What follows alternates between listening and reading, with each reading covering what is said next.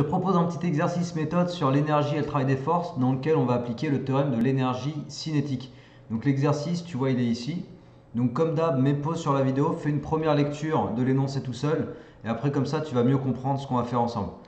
Alors, freinage d'un véhicule, c'est le titre de l'exercice. Donc on va s'intéresser à la force de freinage, force de frottement.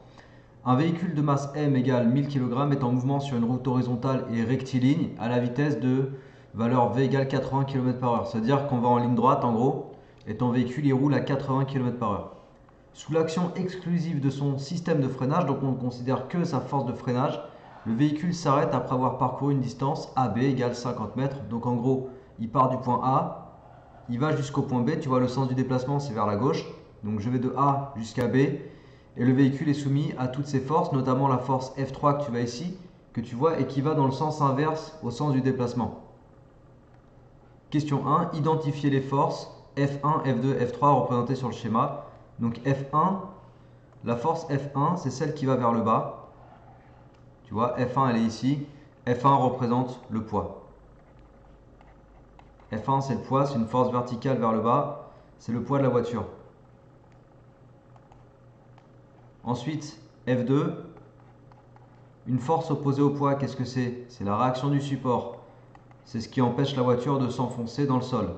Réaction du support. Et puis la force F3, du coup, que tu vois en violet, qui est dans le sens opposé au sens du déplacement. Elle, c'est la force de freinage du coup. C'est celle qui va retirer l'énergie à la voiture. Force de freinage. Voilà, donc toutes ces forces, on suppose qu'elles sont constantes au cours du déplacement, y compris la force de freinage. Et on va s'intéresser à exprimer les travaux de chacune de ces forces. C'est la question 2, tu vas donner l'expression du travail de ces forces considérées comme constantes lors du freinage entre A et B. Donc quand on passe de A à B. Donc là, tu appliques ta formule qui donne le travail des forces. Alors pour F1, entre A et B, le travail c'est F1 scalaire AB. C'est donc F1 fois AB fois cosinus de l'angle, je vais l'appeler alpha 1, l'angle entre le vecteur AB et la force F1. Alors le vecteur AB, tu vois, je vais le représenter. Le vecteur AB, il est comme ça.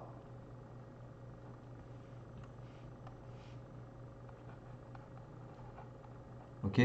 Donc qu'est-ce que tu as comme angle entre F1 et AB? Regarde, l'angle ici, là. C'est bien 90 degrés, on est d'accord? Donc alpha 1, c'est 90 degrés. Et cos 90, ça fait 0. Du coup, bah, F1 fois AB fois 0, tu as tout qui fait 0. Ta force F1, elle est orthogonale. On pourrait même l'écrire directement comme ça. F1, elle est orthogonale au déplacement, elle forme un angle de 90 degrés. Donc, F1 ne travaille pas. Elle ne travaille pas sur le trajet AB. Ok? Donc, le travail de F1 est nul. Pour F2, c'est la même chose. Je vais écrire idem. Le travail de F2 sur le trajet AB, il faut toujours préciser le trajet sur lequel tu te situes. Le travail d'une force est toujours sur un trajet bien spécifique. Le travail de F2 sur le trajet AB, c'est 0, parce que la force F2 est orthogonale et perpendiculaire au vecteur AB. Et après, on va s'intéresser à F3. Donc là, je vais refaire un schéma pour F3. Travail de F3, la force de freinage. Donc on passe du point A, qui est ici, au point B, qui est ici. Donc le déplacement, il s'effectue de A à B. Voilà. Tu as donc le vecteur AB. Et la force de freinage, elle est comme ça. Elle est orientée dans le sens contraire au déplacement. Donc ça veut dire qu'entre AB et F3, l'angle entre AB et F3, on pourrait le noter ça comme ça c'est une écriture d'angle, je ne sais pas si tu la connais, mais c'est pour désigner l'angle entre les vecteurs AB et F3, c'est 180 degrés. Tu as un angle plat, tu vois, pour aller de F3 jusqu'à AB, tu vois, pour retourner le vecteur F3 jusqu'au vecteur AB, il faudrait faire un angle de 180 degrés. Du coup, le cos 180, on sait que ça fait moins 1. Maintenant que je connais le cosinus de l'angle entre les deux vecteurs, je vais exprimer le travail de la force F3. Donc le travail de F3 sur le trajet AB, c'est F3 scalaire AB, c'est donc F3 fois AB fois cosinus de 180 degrés. Donc ça te fait quoi? Ça te fait F3 fois AB fois moins 1, le cos de 180 degrés. Du coup, on a dit c'est égal à moins 1. Si tu réécris ça plus simplement, ça te fait moins F3 fois AB. Voilà le travail de ta force F3. Je ne cherche pas à le calculer, je vais juste donner son expression. Par contre, avec l'expression, je peux déjà anticiper une chose, c'est que ce travail il va être négatif. Pourquoi? Parce que F étant une force, la valeur de F3 est positive, c'est la norme de la force. AB c'est un déplacement, c'est donc une longueur, donc c'est positif. Et donc ça te fait moins fois plus, ça te fait un résultat négatif. Ça veut dire que F3 est une force résistante. Elle va retirer de l'énergie au système. Je vais le marquer aussi. Là, c'est des petites choses en plus que je te donne par rapport à l'exo. C'est pour que tu comprennes bien ce qu'il faut savoir dire dans un exercice, dans ce genre de situation. F3 est une force résistante qui retire de l'énergie au système.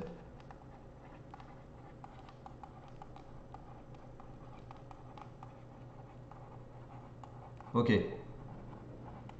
Donc maintenant qu'on a dit ça, qu'est-ce qu'il nous pose comme question? Par application du théorème de l'énergie cinétique, calculer la valeur de la force responsable du freinage. Alors le théorème de l'énergie cinétique, théorème de l'énergie cinétique, il dit que la variation de l'énergie cinétique sur un déplacement AB égale à la somme des travaux de toutes les forces qui s'appliquent à ton système sur le trajet AB. Donc en gros, je vais avoir ECB moins ECA, c'est-à-dire énergie cinétique finale. Ça, c'est l'énergie cinétique finale moins l'énergie cinétique initiale quand je suis au point A, égale. Alors les forces qui s'appliquent, on a dit que j'avais la force F1, la force F2 et la force F3.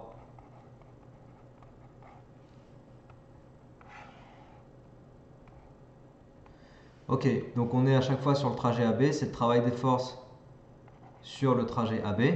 Et puis dans la question précédente, on a dit que F1 ne travaillait pas parce qu'elle est perpendiculaire au déplacement, orthogonale, et F2 ne travaille pas parce que c'est une force orthogonale au déplacement. Et on a dit aussi que le travail de la force F3, justement on l'a exprimé juste avant, c'était moins F3 fois AB. Bon bah ça commence à être bon là parce on va aller petit à petit vers la valeur de F3. ECB c'est 1,5 fois M fois VB au carré. Et ECA, c'est 1,5 fois M fois VA au carré. Sauf que, au point B, concrètement, là, dans l'exercice, le point B, c'est le point où la voiture, elle s'est arrêtée définitivement. Donc la vitesse au point B est nulle. Le point A, c'est la vitesse, c'est le moment où la voiture commence à freiner. Donc la vitesse au point A, c'est les 80 km/h de quand ma voiture était en train de rouler. Et elle roule à 80 km/h et à partir du point A, elle commence à freiner. Mais la vitesse au point A, du coup, c'est 80 km/h. La vitesse au point B, c'est 0 km/h. Ok? 0 km/h. Donc si VB vaut 0 km/h, je te le marque pour que tu comprennes que tout ça, ça va sauter du coup. Il va te rester moins 1,5 MVA carré égale moins F3 fois AB. Et maintenant, je vais isoler F3. Donc je ne fais qu'un calcul littéral, c'est-à-dire pour l'instant, je remplace personne par sa valeur. À la fin, tu remplaces et tu fais un calcul pour l'application numérique. Donc, ça te fait F3 égale MVA carré sur 2 fois AB. Donc là, j'ai divisé par AB. Et puis j'ai aussi simplifié par les deux moins là. En fait, j'ai multiplié par moins 1 des deux côtés pour faire sauter les moins là. Donc il me reste MVA carré sur 2 fois AB parce que j'ai divisé par AB là. Et puis là, tu peux faire l'application numérique du coup. Application numérique. F3 Alors la masse, dans l'énoncé, ils te disent 1000 kg, on laisse bien en kilogrammes. La vitesse, 80 km/h. Alors attention, il faut que tu convertisses.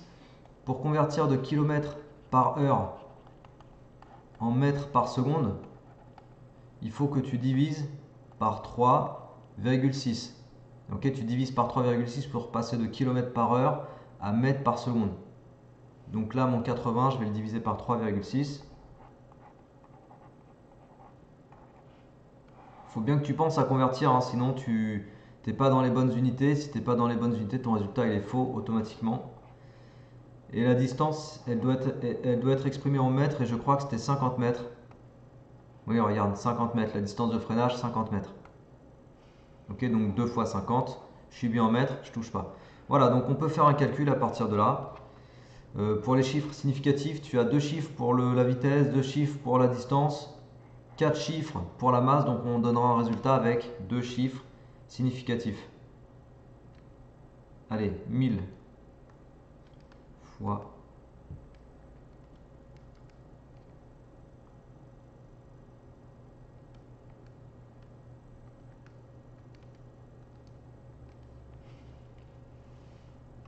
ça te fait environ 4,9